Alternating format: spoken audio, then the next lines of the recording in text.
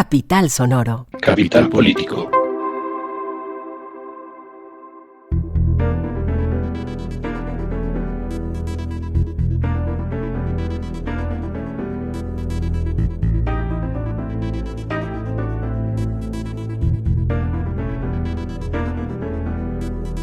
Capital Político es un podcast que semana tras semana se ocupa de las noticias más importantes de Colombia, Bogotá y el mundo. Yo soy Santiago Rivas y este es nuestro temario para este episodio. Vamos a empezar haciendo un repaso de toda la agenda gubernamental, político, noticiosa con nuestra politóloga de cabecera, editora digital de Mesa Capital, Claudia Ospina.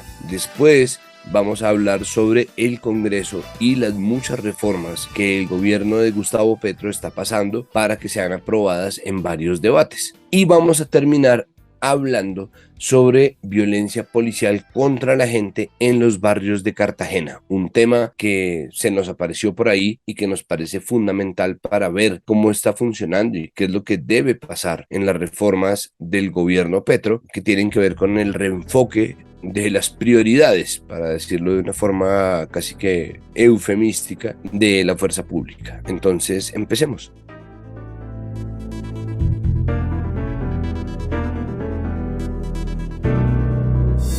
Empezamos este episodio haciendo, como ya les anuncié, el repaso por la agenda noticiosa política de la actualidad nacional. Y para ello se encuentra con nosotros, como en todas las emisiones de Capital Político desde hace un tiempo, nuestra politóloga de cabecera, Claudia Ospina, que como ustedes lo saben, es además la editora digital de esta franja de opinión llamada Mesa Capital, a la cual pertenece nuestro podcast Capital Político. Claudia, ¿cómo va todo? Hola Santiago, ¿cómo vas? Empecemos con lo que deja todavía los ecos de la manifestación, las marchas del 26S en contra de las reformas del gobierno de Gustavo Petro. Creo que ha sido interesante ver este nuevo balance entre la gente que solía ser oposición y la gente que solía ser gobierno y su relación con la movilización, la forma en que se ha hablado de las cosas que pasaron ese 26, pero sobre todo queda el eco de una persona que fue grabada hablando en términos discriminatorios, francamente racistas, acerca de la vicepresidenta Francia Márquez. ¿Qué tanto es esto un reflejo de lo que pasó el 26? Sí existe la posibilidad de hacer lo que mucha gente está tratando de hacer desde el gobiernismo, que es borrar las peticiones de quienes se manifestaron o en nombre de estos actos horribles de racismo. Es igual de violento lo que pasó con esta señora como muchos sucesos que pasan en otras marchas donde destruyen objetos o lugares, porque es un reflejo además de clasismo y racismo que tiene este país y que a un sector de la sociedad el hecho de que Francia Márquez esté como vicepresidenta le impacta mucho y se sienten hasta atacados por esa razón. Ya esta gente ni siquiera le da pena decirlo cuando ve que lo están grabando y pues opaca completamente tal vez propósitos o intenciones que tenían ellos con esta marcha.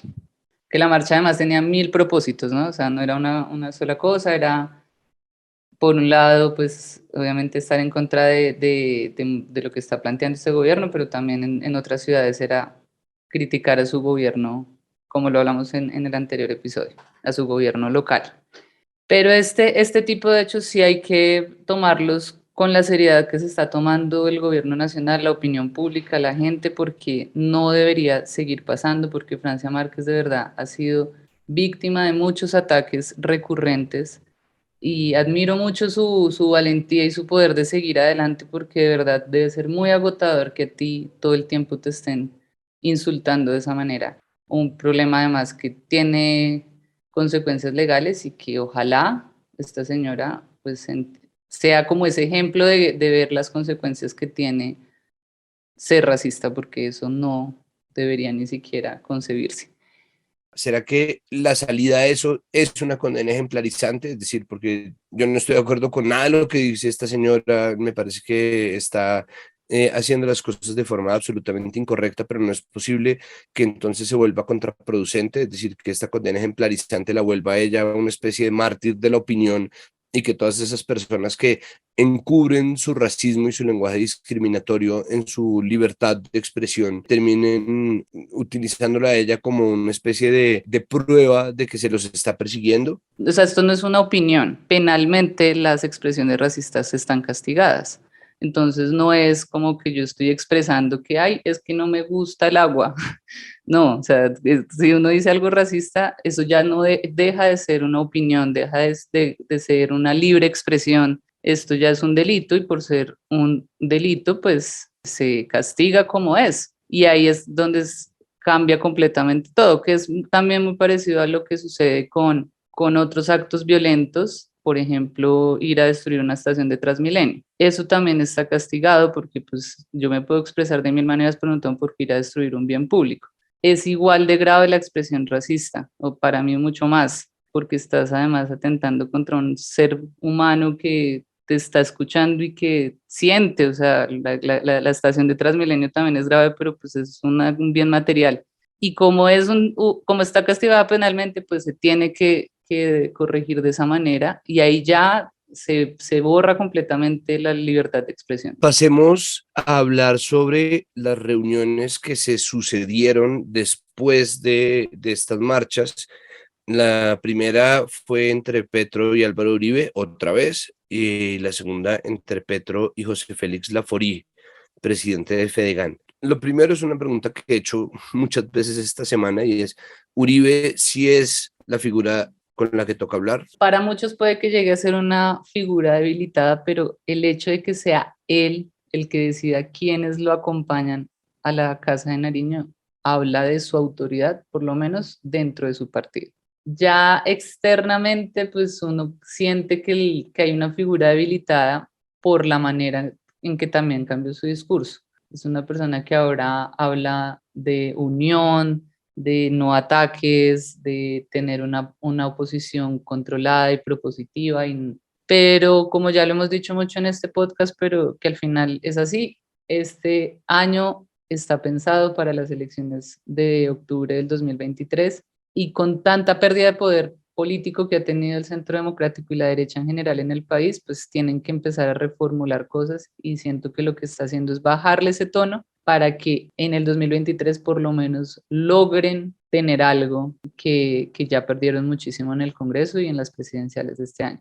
Tal vez su electorado más radical se va a conectar con una persona como María Fernanda Cabal. Y siento que Gustavo Petro le mantiene un respeto, le tira como salvavidas, como, bueno, venga para acá y sea protagonista hoy. Lo hace también ya desde otra posición, ¿no? Pero es un poco seguirle dando un lugar a una persona que fue muy importante por mucho tiempo, pero que acá, en lo que te digo que es difícil todavía predecir, es que tanto su electorado se siente identificado con eso, porque para uno puede ser, uy, qué chévere verlo tan tranquilo y qué bueno escuchar un discurso tan conciliador de una persona que en otro escenario habría sido distinta, pero de ahí a que el uribista pues más radical lo escuche y se conecte, pues puede haber mucha distancia.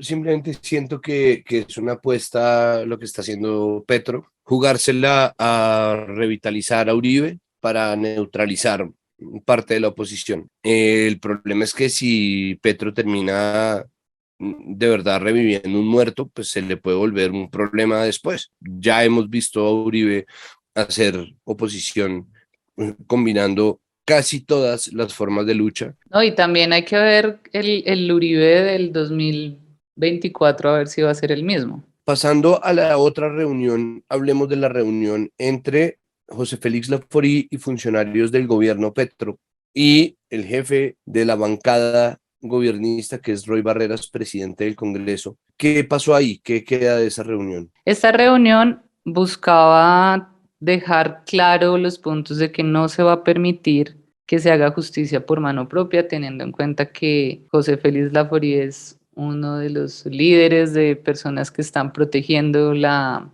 propiedad privada en diferentes territorios del país. Y pues se establecieron tareas y conciliaciones que busquen también escuchar a la gente que está pues, pidiendo protección y pidiendo que se garanticen también sus derechos, que José Félix Laforí es pues, su vocero. La reunión fue también pues con el ministro de Defensa, el comisionado de paz. Uno de los acuerdos a los que se llegó, de las tareas que se quedaron ahí en el papel, es que la fiscalía va a judicializar a quienes inciten a invadir propiedades con el propósito de lucrarse, pero se dejó el mensaje claro de no vamos a permitir justicia por mano propia. Y acá quiero conectar un poco cómo es esta otra derecha ya trabajando paralelo, ¿no? En otra línea, paralelo a lo que puede llegar a estar haciendo el expresidente Álvaro Uribe, y es José Félix Laforí y María Fernanda Cabal con un discurso muchísimo más fuerte, donde es, bueno, si no nos van a proteger, entonces nos armamos y acá protegemos nuestra propiedad.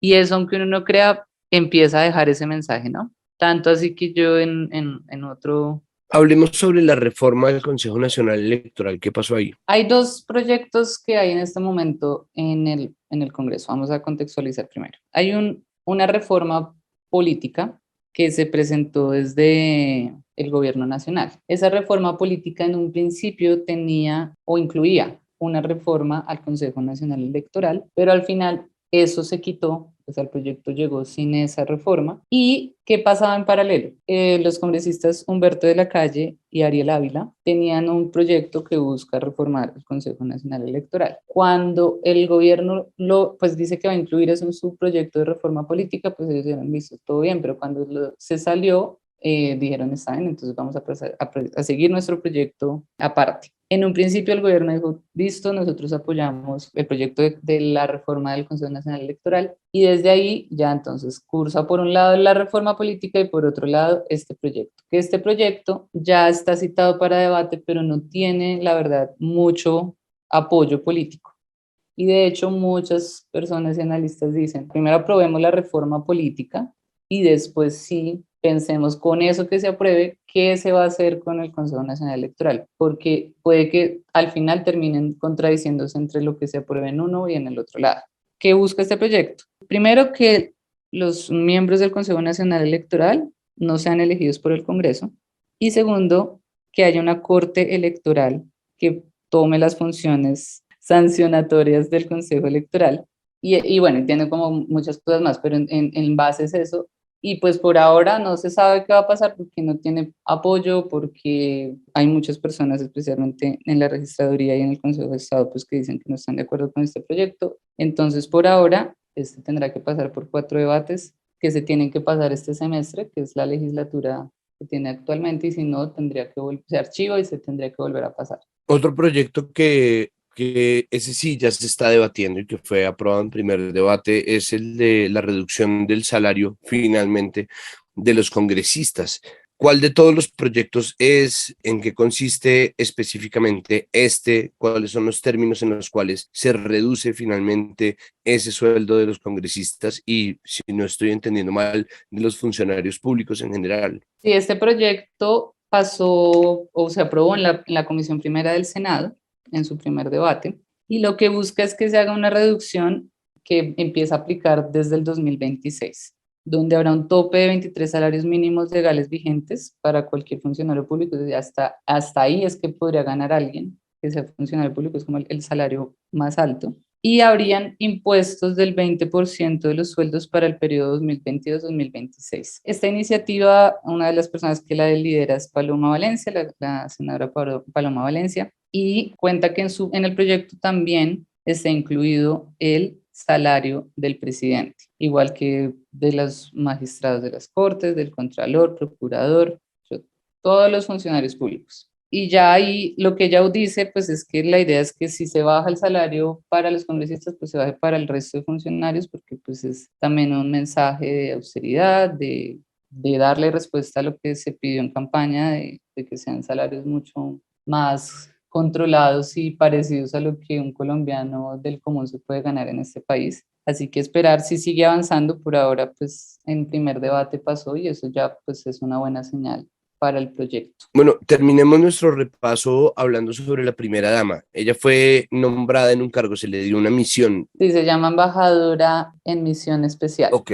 Entonces, esto pues obviamente ha suscitado stickers, memes, etcétera, porque ella lleva varios días fuera del país. Estuvo en el funeral de la reina Isabel, estuvo en Japón, estuvo en Nueva York. Entonces, pues esto no es como que ella viaja ya, sino que hay un decreto que firma el presidente donde la nombra embajadora de misión especial y hay unos recursos públicos destinados a esos viajes. Esto pues obviamente crea toda una polémica, además porque no llevan ni 2 meses en el gobierno, entonces es como, ¿por qué está pasando eso? En unos casos también se han preguntado por qué, por ejemplo, al funeral no fue una persona como Francia Márquez, que sí tiene un cargo público, que fue elegida y que podría representar al país. En fin, existen millones de cosas, pero más allá de lo que nos parezca o no, es importante aclarar que esto es, no sé si decir normal, pero es normal en los gobiernos y pasa. Y ha pasado en el gobierno de Álvaro Uribe, en el gobierno de Juan Manuel Santos, en el de Iván Duque y pues ahora en el de Gustavo Petro, donde las primeras damas han sido nombradas embajadoras para misiones especiales y han ido en representación de Colombia, obviamente no recibidas como funcionarios públicos, porque por ejemplo en Japón a ella no la reciben como pudieron recibir a un ministro, a un embajador o quien hayan mandado de otros países, a ella no la reciben así, de hecho la recibió la primera dama de Japón, porque pues no tiene ese protocolo, pero sí es normal que pase y de hecho ya hay medios que han publicado los diferentes decretos donde Lina María Moreno, que es la esposa de Álvaro Uribe, viajó, donde María Clemencia o Tutina, si entramos en confianza, también lo hizo en el gobierno de Juan Manuel Santos y María Juliana Ruiz en el gobierno de Iván Duque. Entonces, ¿qué sucede acá? Pues que es un factor más que demuestra que están todos los medios y los ojos encima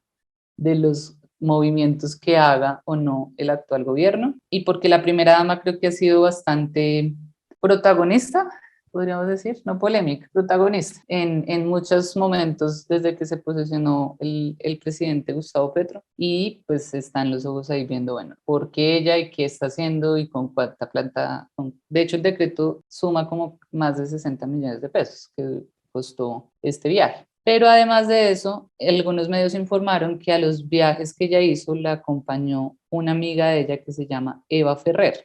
Eva Ferrer no es colombiana y además de que la acompañó en estos viajes, la nombraron consejera presidencial para la niñez. Y recordemos que hubo un momento en que el gobierno dijo que no iba a tener tantas consejerías, pero al final sí las está teniendo. Entonces, bueno, ella quedó nombrada como consejera presidencial para la niñez y además fue nacionalizada, dicen los medios, en tiempo récord para poder cumplir con esta labor. Entonces, eso más, no sé si recuerdan cuando contrataron a Nerú, el entrenador, y también es como amigo cercano de Verónica. Esas son pequeñas cosas que empiezan a afectar mucho y que dan de qué hablar porque, pues es decir, bueno, hasta qué punto de verdad estamos teniendo un montón de corrupción en contratos porque son simplemente amigos de la primera dama. Pero pues ya volvió de su viaje, ya la tenemos nuevamente en Colombia, pero sí es importante aclarar que pues, no es una cosa que solo pase en este gobierno, ni es porque quieran ponerla ya a viajar, sino que es una costumbre que ya se ha tenido desde varios años con diferentes viajes de las primeras damas con esa figura. Se celebra obviamente el control político, pero al mismo tiempo pues buscamos, como siempre en este podcast, reducir los niveles de sobreactuación sobre temas que son verdaderamente fortuitos. Claudia, muchísimas gracias.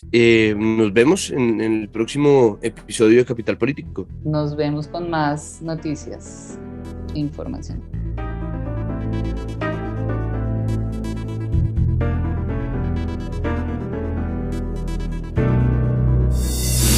Con un tema local, un bus que fue reportado como que venía lleno de indígenas, llegó a Las Cruces y eso generó una serie de altercados. Nosotros no entendemos bien qué es lo que pasó. Y para eso esta entrevista de Juan Pablo Conto. Adelante, Juan Pablo.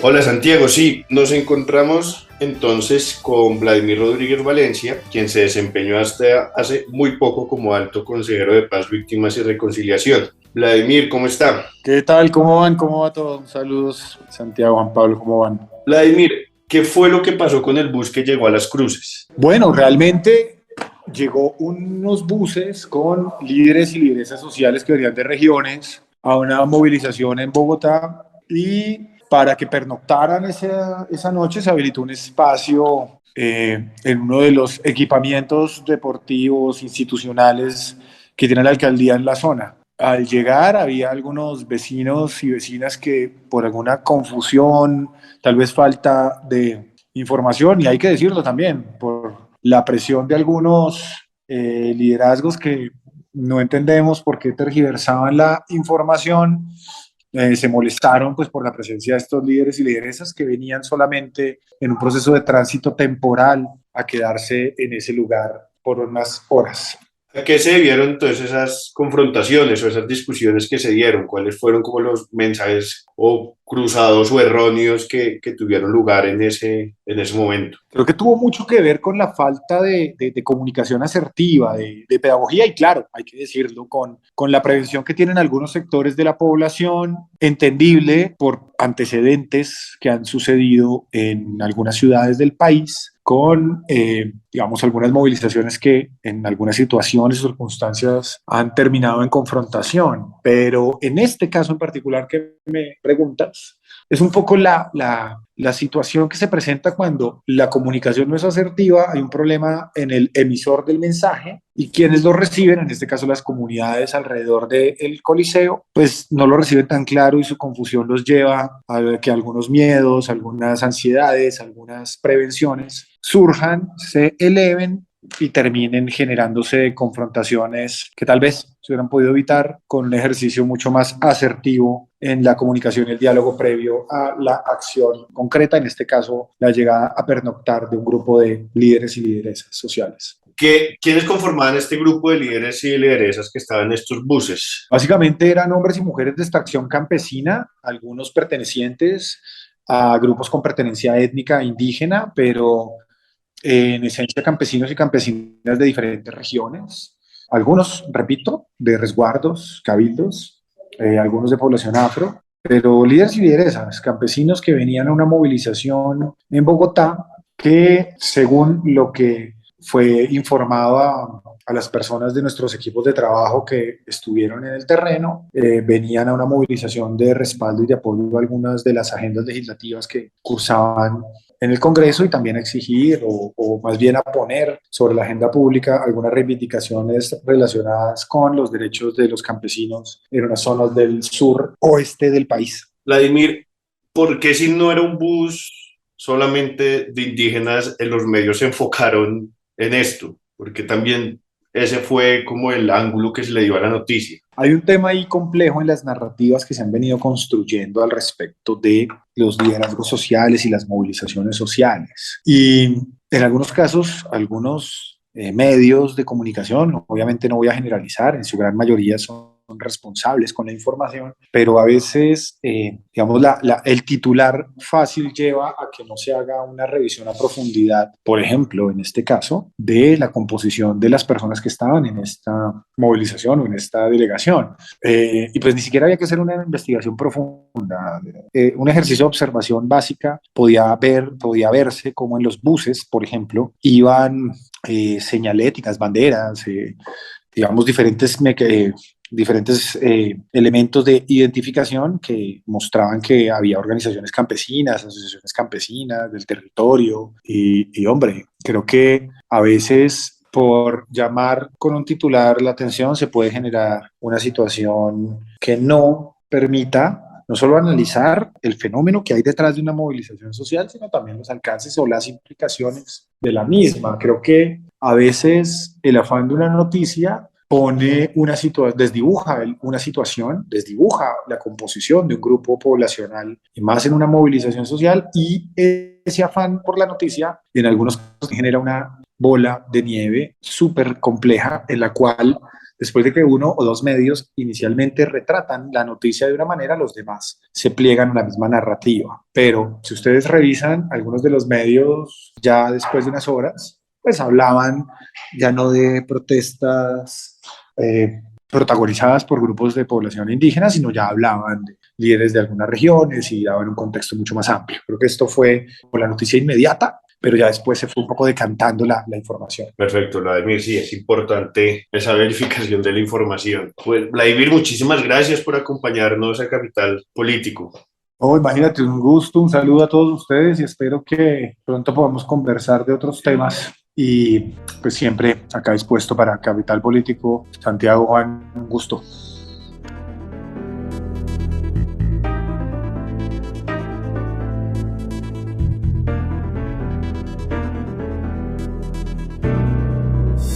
Continuamos nuestro episodio de Capital Político con un tema inusual. Es un tema inusual porque nosotros nos ocupamos en la mayoría de las ocasiones de temas abstractos o que afectan a todo el país. Cuando nos dedicamos a temas locales, la mayoría de las veces estamos hablando sobre pues, Bogotá, ¿no?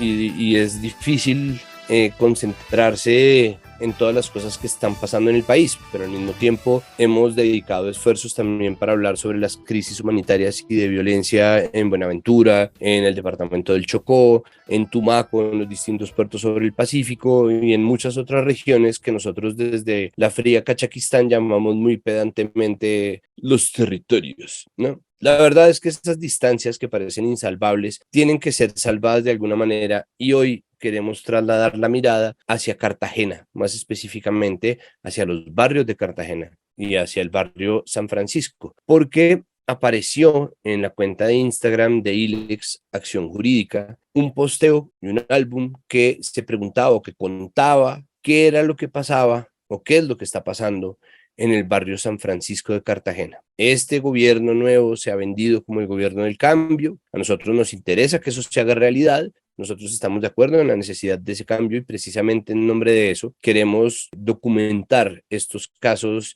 de violencia policial que se han sucedido en Cartagena y que siguen pasando y que van a suponer necesariamente un reto en el cambio de enfoque que se pretende dar al accionar de la fuerza pública. Así que nosotros queremos saber también de primera mano qué es lo que está pasando en el barrio San Francisco de Cartagena. Para hablar sobre este tema se encuentra con nosotros María Fernanda Tous Zúñiga, coordinadora de la organización UNTU Raíces y de su colectiva, que es el Movimiento de Mujeres Negras, Barriales y Periféricas. Y se encuentra también con nosotros Lisette Pallares de Ávila, que hace parte de las madres víctimas de violencia policial y que hace acompañamiento a UNTU Raíces y a otras organizaciones. María Fernanda, Lisette, muchísimas gracias por aceptar nuestra invitación a Capital Político. Gracias a usted. Muchas gracias por la invitación también. Bueno, yo quisiera que me contara María Fernanda, que está a cargo de esta colectiva como proceso de unión, debe tener, me imagino, una perspectiva mucho más amplia de lo que está pasando. ¿Qué es lo que ocurre? O sea, ¿qué es lo que está ocurriendo? ¿Por qué se están dando estos casos? ¿Hace cuánto vienen dándose estos casos de violencia policial contra los habitantes de los barrios en Cartagena? Bueno, la razón principal, y hay que dejarlo claro, es que la violencia policial en Cartagena es sistemática, que se recrudeció sí con la pandemia del COVID-19, pero viene desde hace muchos años. Y esto sucede sobre todo en las zonas más empobrecidas de la ciudad, zonas mayoritariamente habitadas por personas negras, por personas racializadas, barrios no solamente como San Francisco, sino como El Pozón, como Nelson Mandela, como el Cerro de la Popa, son barrios que constantemente han venido sufriendo el hostigamiento de la Policía Nacional a jóvenes, sobre todo negros, racializados, según su mirada racista y clasista, cumplen con un perfil de delincuentes y bajo esta premisa se han venido maltratando y se han venido asesinando, pero además se ha venido quedando en la impunidad la mayoría de estos casos porque se presume que merecían esto que les sucede. Entonces, desde UNTU y otras organizaciones de Cartagena, la lectura es esa, la sistematicidad en los casos de violencia policial en barrios que cumplen unas características específicas como es la habitabilidad de su gente, que es gente negra, que es gente empobrecida, y de mujeres y hombres jóvenes que luchan contra todos los estragos que tiene una ciudad como Cartagena. Un episodio reciente tuvo lugar el 16 de septiembre. ¿Qué fue lo que pasó? Bueno, el día 16 de septiembre, Lice también me puede apoyar. Nosotros realizamos el mural o retocamos el mural que tiene el rostro de Harold, que es el hijo de la compañera Lisette que está aquí, por eso le cederá la palabra en un instante. Y ese día nosotros y nosotras estuvimos retocando este mural que hace alusión a la petición de justicia frente a la no impunidad de estos casos de violencia policial que ha sufrido en este caso San Francisco y que lamentablemente detonó la muerte injustificada del joven Harold. Pero Lice, puedes hablar, tal vez después yo puedo comentarte frente a la institucionalidad y lo que ha pasado tras ese episodio. Mi nombre es Lisette Payares de Ávila.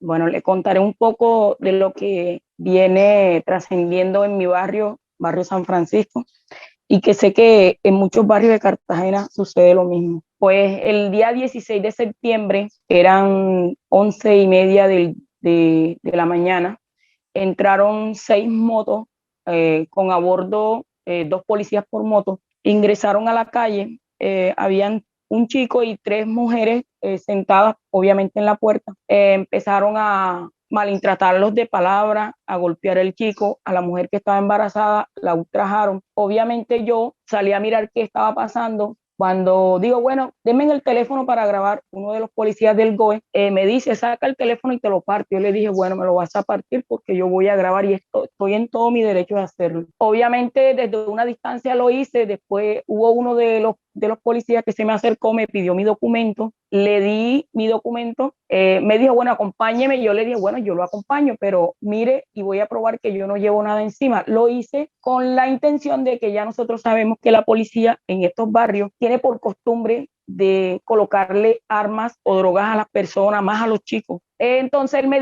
dice que yo le digo, bueno, vamos a dirigirnos a la estación. Me dice que no, que a la estación no, que me lo acompaña allá atrás. Yo le digo, ¿por qué te voy a acompañar allá atrás?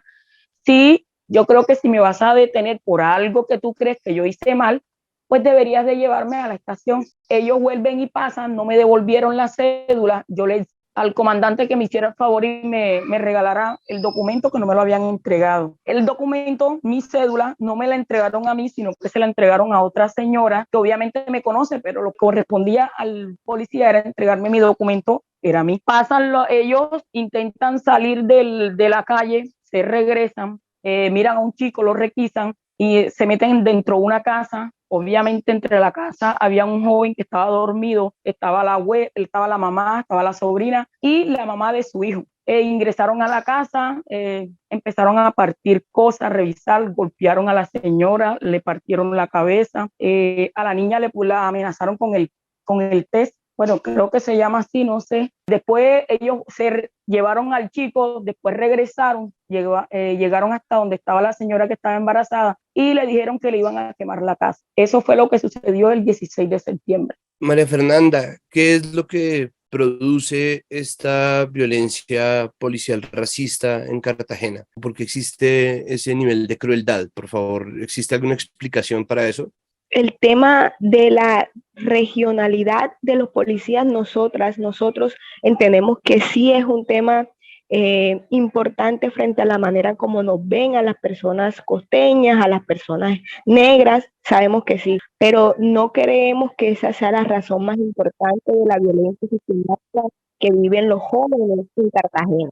No creo que tenga solo que ver con este tema de dónde vienen los policías. Siento que es una conducta encriptada en la institución de la Policía Nacional y todas sus ramificaciones. Es decir, que los jóvenes, las mujeres, las personas, hombres y mujeres que viven en ciertos barrios con ciertas características socioeconómicas y culturales deben ser constantemente vigilados, hostigados, inclusive asesinados y maltratados en muchas ocasiones por ser quienes somos. Es decir, hay una connotación de personas que no tienen derecho al disfrute ni de su barrio ni de la ciudad, en tanto no tengan unos recursos económicos para pagar ese disfrute que sí tienen para pagar otros barrios donde incluso suceden cosas graves realmente, pero su condición de estratificación social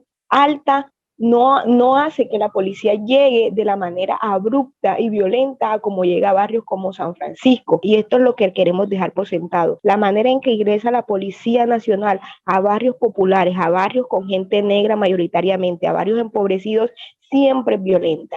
Siempre busca intimidar, siempre busca que las personas le tengan miedo a la Policía Nacional. Entonces lo que nosotras decimos es que es sistemático, pero además nos preguntamos quién manda a la policía, quién al final da las órdenes para que en ningún momento las personas que residen en estos barrios puedan hacerlo con tranquilidad y sin miedo a quienes se supone deben cuidarlos, porque además el barrio San Francisco y otros barrios han dicho, no queremos que la policía se vaya, no es nuestra intención, sabemos que lo necesitamos, pero no queremos que entren como lo han venido haciendo, matando a nuestros chicos, tratando a nuestras mujeres de manera despectiva, haciendo alusión a sus cuerpos, a su negritud, de manera despectiva frente a prácticas sexuales que no tienen nada que ver con su talante policial. Entonces, eso es lo que vemos y lo que nos preocupa grandemente, no solo a las organizaciones, sino a todas las personas que residen en estos barrios.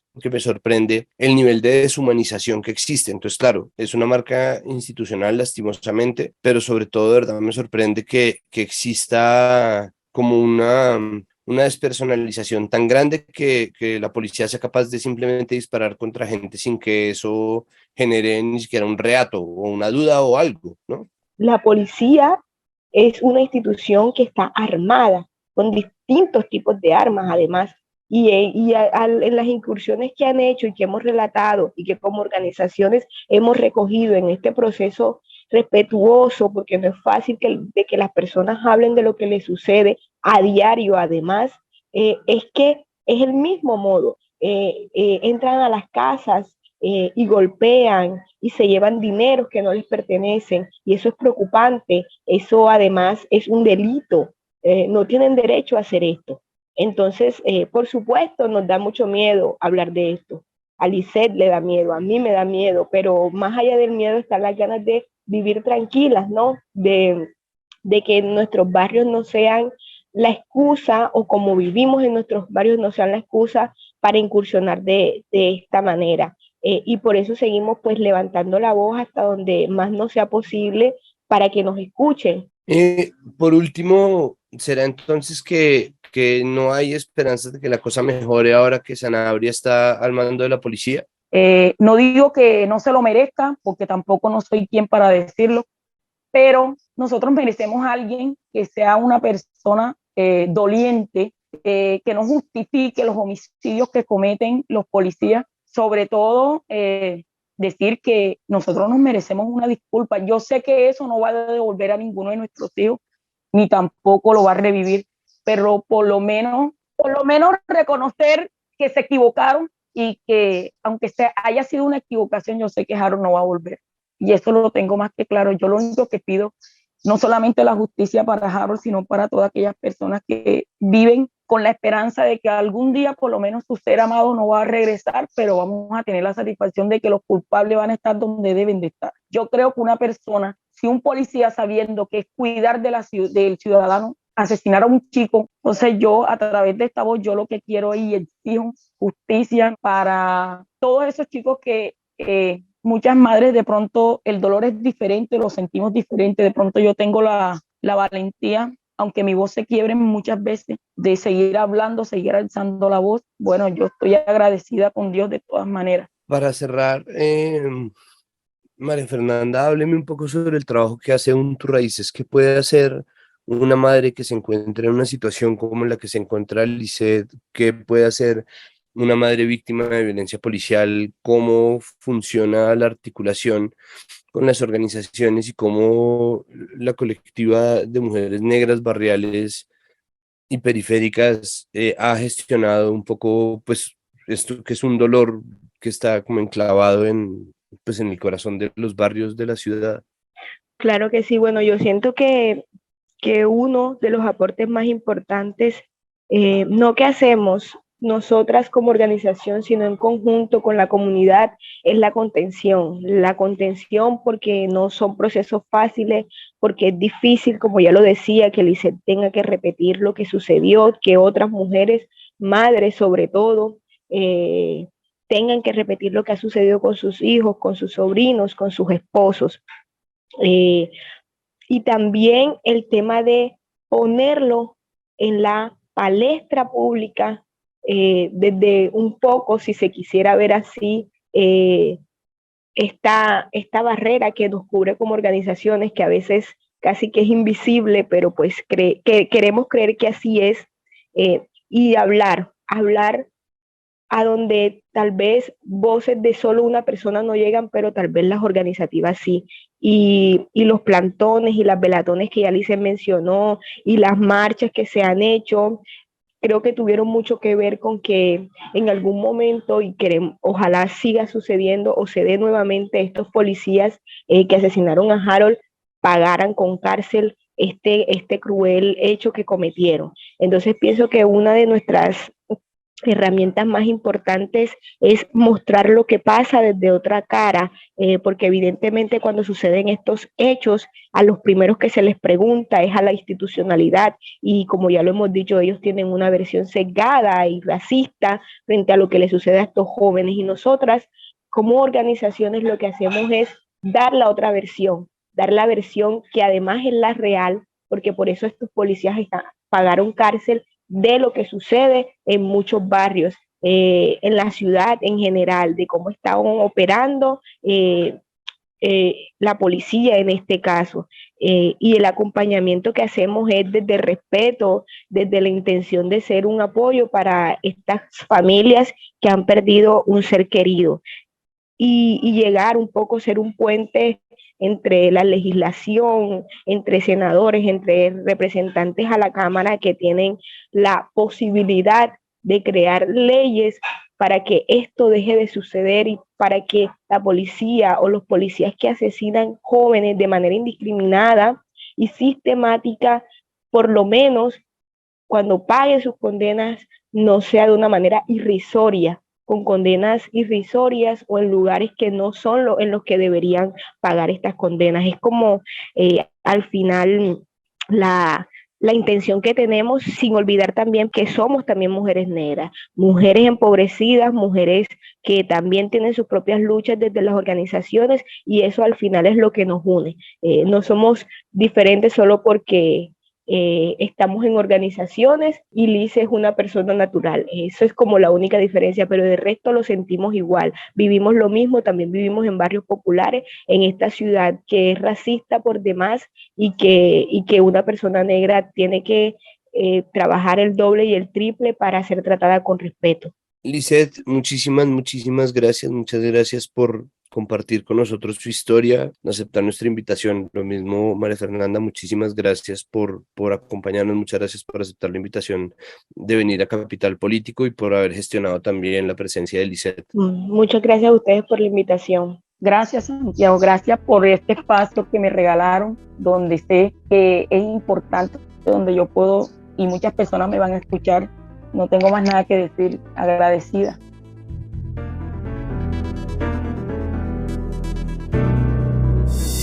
Y hasta aquí este episodio de Capital Político. Recuerden que todo lo que pasa en Capital Sonoro ocurre gracias al arduo trabajo de nuestro equipo, de nuestra productora María Alejandra Cuestas, nuestro periodista investigador Juan Pablo Conto y nuestro editor Cian Bernardo González. Recuerden que esto es comunicación pública, es decir, no necesitamos que ustedes se suscriban, nos pongan plata, nos financien de ninguna manera. Más bien, gástense esa plata que tenían destinada a financiarnos a nosotros y que les agradecemos de todo corazón para financiar otro proyecto independiente. Pero además, lo único que nosotros les pedimos es que por favor nos recomienden con su familia, con sus amigos, en ese chat en donde tienen esa persona que se le pasa discutiendo sin ningún tipo de argumento. Si ustedes creen que este episodio puede ayudar, péguenlo en sus cuentas de redes. Si les pareció que aprendieron algo nuevo, si les gustó, péguenlo y rótenlo. Es decir, ayúdenos a que más gente nos conozca para que crezca la conversación alrededor de Capital Político y podamos llegar a más y más oídos. Nos oímos la próxima semana. Muchísimas gracias por estar con Capital Político. Capital Sonoro.